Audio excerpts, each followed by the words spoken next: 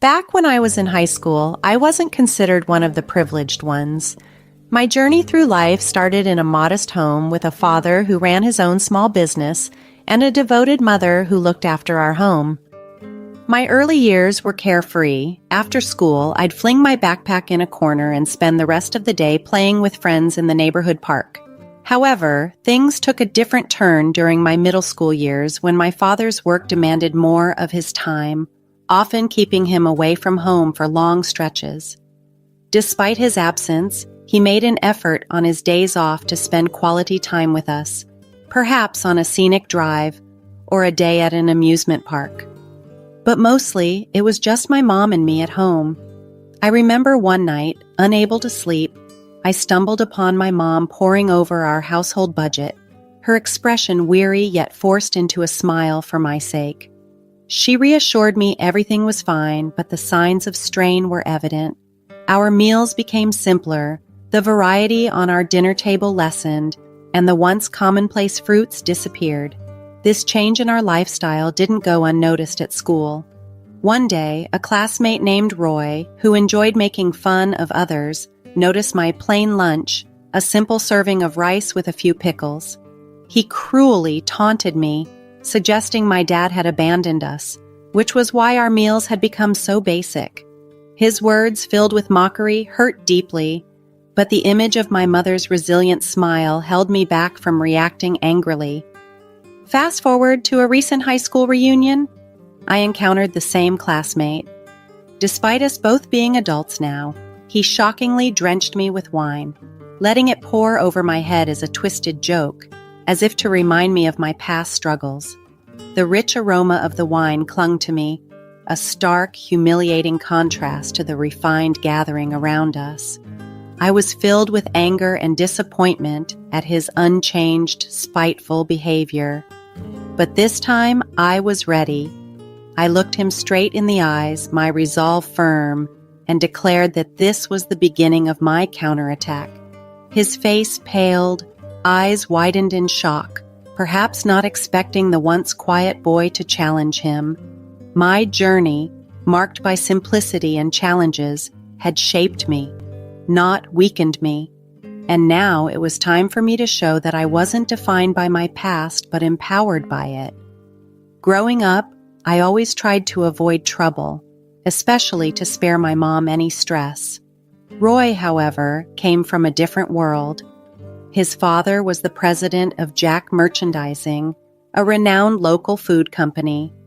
This connection made Roy somewhat of a golden boy at school, where teachers saw him as a model student. Behind this facade, he was a notorious bully, leveraging his father's influence to intimidate anyone who dared stand up to him. As a result, my classmates slowly began to distance themselves, unwilling to get caught in Roy's crosshairs. Their indifference only emboldened him, and his bullying intensified. One day, it all came to a head. During lunch, I sat in my usual secluded spot on the staircase trying to eat in peace. But Roy, with his typical sneering smile, decided not to leave me alone. "Hey, Stephen, typical peasant's lunch looks as bad as ever," he taunted, reaching for my lunchbox.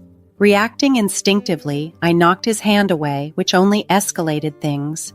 In a flash of anger, Roy grabbed my lunchbox and slammed it onto the ground, scattering the modest meal my mother had prepared. The sight of my lunch in ruins, combined with the thought of my mother's efforts, pushed me past my breaking point. "What the heck are you doing?" I yelled, grabbing him by the collar. His smug response about the consequences of hitting him was the last straw. Before I knew it, I had tackled him to the ground. His once handsome face was now red and swollen. We both lay there, gasping for breath. "You'll pay for this," Roy hissed. Just then, a teacher, drawn by the commotion, intervened and dragged us to the guidance office. There, amidst the chaos, my mother arrived, pale and apologetic, bowing repeatedly to the teachers. Despite my attempts to explain, the guidance teacher, with his shiny face and bulging eyes, took Roy's side, swallowing his fabricated story without question. Roy, untouched due to his father's status, painted me as the aggressor. The teacher's parting words to me were laden with disdain, questioning what kind of adult I would become, always resorting to violence. As my mother and I left the office, the harsh realities of our financial struggles weighed heavily on me. Despite the incident, my mom believed in my good nature. I knew I couldn't burden her further, so I resolved more than ever to alleviate her hardships and prove everyone wrong about who I was destined to become. Years had rolled by since I made the decision not to pursue college, opting instead to work. Decades have faded into each other, days whisked away by seasons that changed before my eyes as society itself transformed at an overwhelming pace. The streets where I grew up no longer looked the same, and the sharp edges of my turbulent adolescence slowly blurred into softer, distant memories. It was during this period of reflection that an invitation to a middle school reunion arrived, stirring old ghosts. Among the faces that flashed in my mind was Roy's, with that familiar, mocking sneer. Despite my reluctance, knowing he would likely be there, I convinced myself to go. We were all adults now. Surely the pettiness of schoolyard conflicts wouldn't follow us into our grown-up lives. At the reunion, a classmate greeted me warmly. "Hey, Steven, long time no see. You look good." It felt strangely like slipping back through time to those middle school days. While many friendships had faded, a few had endured even through the aftermath of my public altercation with Roy. "Man, you've aged a bit, haven't you?" he joked, patting his belly. Then, amidst the laughter and nostalgia, a voice I couldn't forget cut through. "Hey, you're here too, huh? Wow, Roy, that's you?" He appeared inebriated, his mood buoyant. Surprisingly, I found myself asking, "Roy, you okay?" His response was swift and sharp. "A bottom feeder like you worrying about me? I haven't fallen that low." Holding a wine glass aloft, Roy boasted, "I run Jack merchandising now. It's wise to stay on my good side." His arrogance undimmed, he then peered at me, taunting, "Hey, the high school dropout still rocking that pathetic style, huh? Well, let me treat you to some fine wine today." Without a second thought, he tipped the glass, drenching me with wine, the crowd falling silent as they witnessed the spectacle. The rich aroma enveloped me, a stark reminder of the disdain he still held. "How about that? Bet you're thrilled to get a taste of the high-life high school dropout," he sneered, unchanged from the boy who thrived on his privilege to belittle others. Anger and disappointment surged within me. Any faint hope that he might have changed was dashed. Facing Roy's mocking expression, I found my resolve.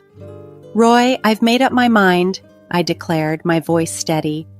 "Fired? What's that supposed to mean, high school dropout? Can't even speak English?" he retorted, clearly confused. But I was serious and my words were clear.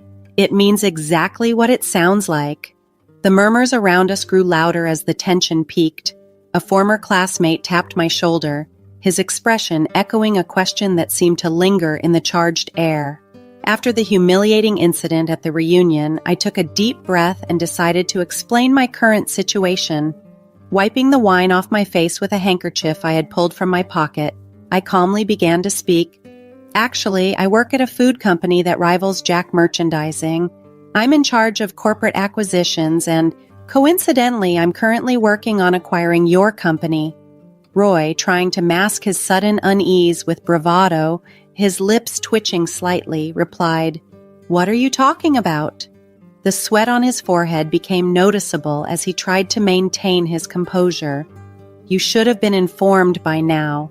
President William from William Merchandising, my boss, was supposed to have officially contacted you about this acquisition," I continued. "William? Wait, the company you work for is..." Roy's face drained of color as the reality set in. "Yes," I affirmed. "I work for William Merchandising. After high school, I joined this company and now serve as an executive director, overseeing the entire operation." Deciding not to pursue college and instead entering the workforce directly was a challenging path. Initially, few companies were willing to hire someone without a college degree. I wasn't in a position to be selective. I applied for any job I could find, eventually landing part-time work at a logistics warehouse. Despite my efforts, the stigma of my educational background was a thick barrier, and I was never considered for permanent employment. Feeling lost and unsure of my future, I returned home from work one evening to a surprise. My father, who I never expected to see again, was there. He looked much older. His hair was streaked with white, despite his weak smile. Seeing him initially brought a rush of anger. "You just waltz back in now? Do you have any idea how much we suffered?" I confronted him. With tears in his eyes, my father apologized. "I'm sorry, Stephen. I'm truly sorry. I was so focused on getting the company on track that I neglected you and your mother. No excuse can make up for the hardship I caused. I'm deeply sorry." My mother and I were silent, absorbing his words. After a moment, my mother spoke. "Regardless, I'm thankful you've come back. Things might not return to how they were, but I do want to try and rebuild our family. However, there is one condition." "And what might that be?" my father asked tentatively. "Give Stephen a full-time job at your company," she demanded. I turned to look at her, surprised by her boldness. "Stephen has been working hard since he decided not to go to college. He should be enjoying his youth, not struggling endlessly." That unexpected moment led to a turning point in my life. Joining my father's company not only provided stability but also a platform to rise through the ranks based on my merits and hard work, proving that the path I chose, though unconventional, was filled with potential. Despite not completing high school, I had always managed to keep my head above water with various jobs. But finding stable, full-time work was a different battle altogether. When the prospect of working at my father's company came up, my mother, with a rare sternness in her expression, pushed for my employment there. My father agreed, but with a firm condition: I needed to earn my GED. His tone carried a weight of sincerity. It was clear he cared deeply about my prospects. So I transitioned from a factory temp to an employee at a well-established company. This was no easy feat. As the president's son, I found myself the subject of envy and scrutiny. Every small mistake was magnified, and I struggled to adapt to the nuances of corporate life and business etiquette. The learning curve was steep, and my colleagues were far from supportive, often just scoffing at my efforts without offering any help. I felt isolated, battling through each day as I faced sneers and watched my hard work dismissed or my workspace disrespected. Despite these challenges, I persevered, driven by a mix of determination and a desire not to let my mother down. She had put herself on the line to secure this opportunity for me, and I couldn't bear the thought of failing her. I volunteered for even the most menial tasks and met unreasonable demands with earnest effort. Gradually, as I continued to work relentlessly, people began to recognize my dedication.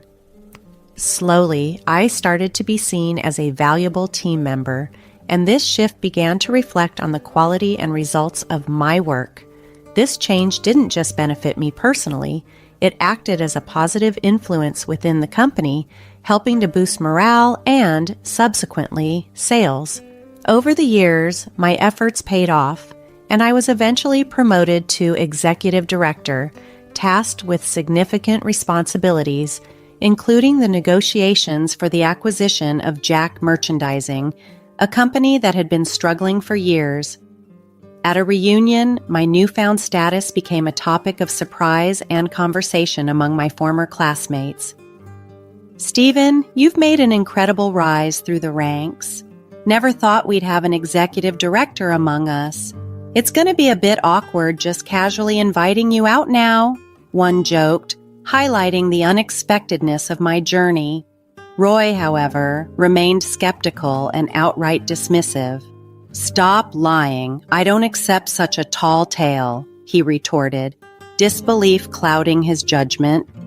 "It seems your dad, the president, hasn't been very forthcoming about the company's situation with you," I replied, calm but firm.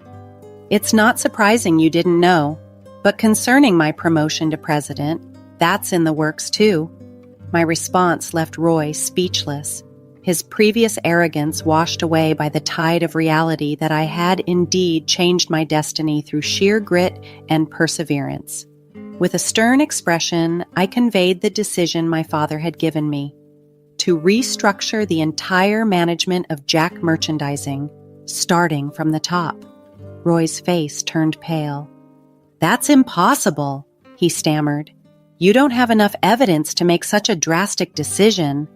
I sighed, a mix of frustration and resolve filling me. "I heard about the reunion and remembered you were supposed to be the next president. I thought it wouldn't be too late to meet and talk here." As I spoke, a sense of disappointment washed over me. Roy hadn't changed at all. He was still demeaning others, still filled with misguided confidence. "But you can't just fire me. Come on, help me out. We were classmates, right?"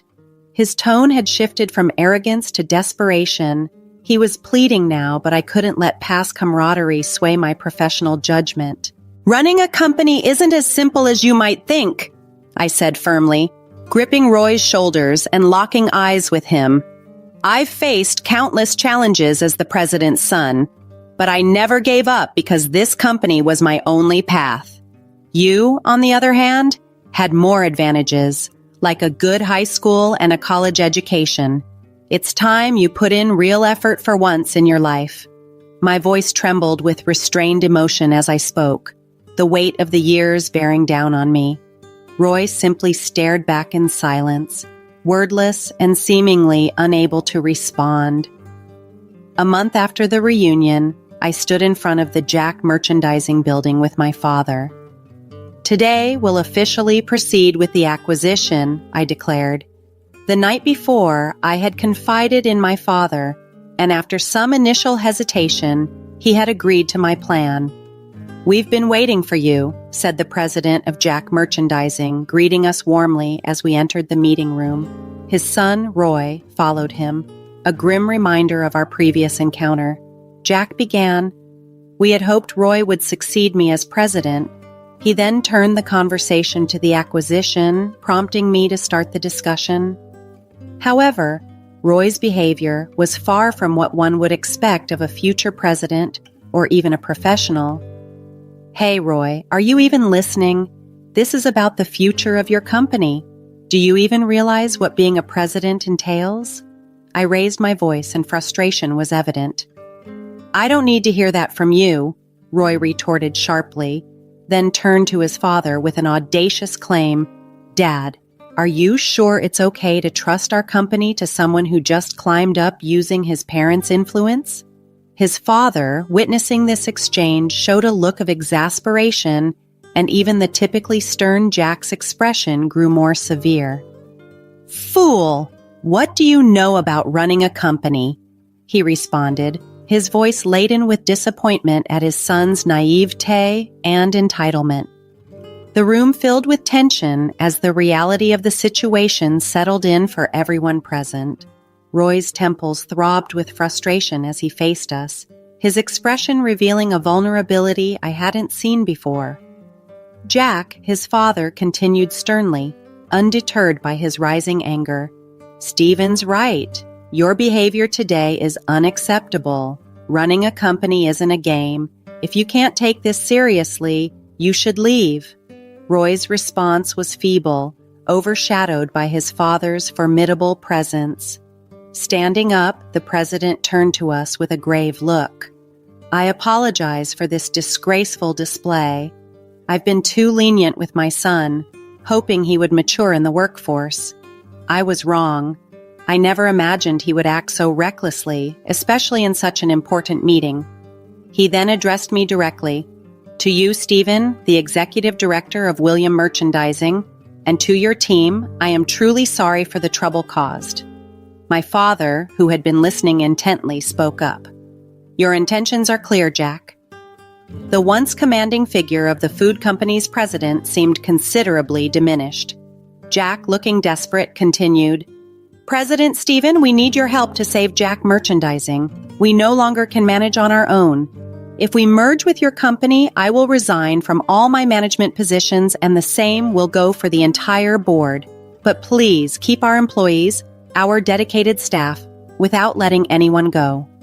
With that, he bowed so deeply that his forehead nearly touched the table. I glanced at my father, who appeared deep in thought, his eyes closed. "Dad," I murmured.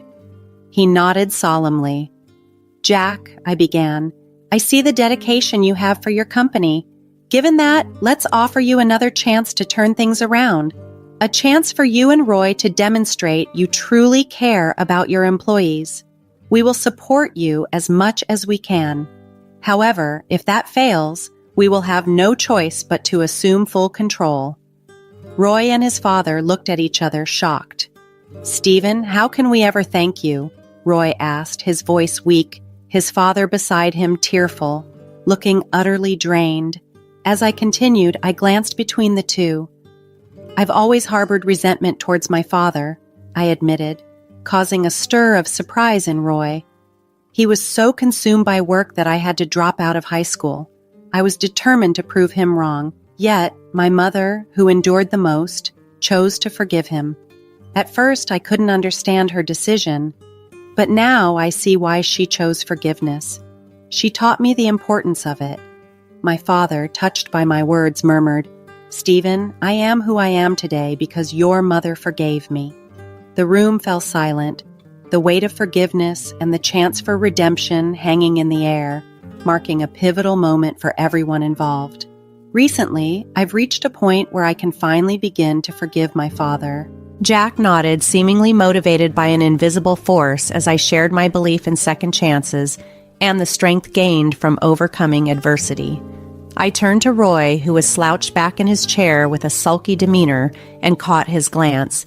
"Roy, it starts here. Isn't this your time to step up?" "But I don't know anything about running a company," he replied, uncertainty in his voice. Placing my hand on his shoulder, I reassured him, "It's okay to start now. Work hard and the results will come." Roy looked at me, a faint smile breaking through for the first time. Following our discussions, Jack Merchandising agreed to a business partnership with William Merchandising and began its journey toward recovery. Roy took on the role of president with his father as an advisor.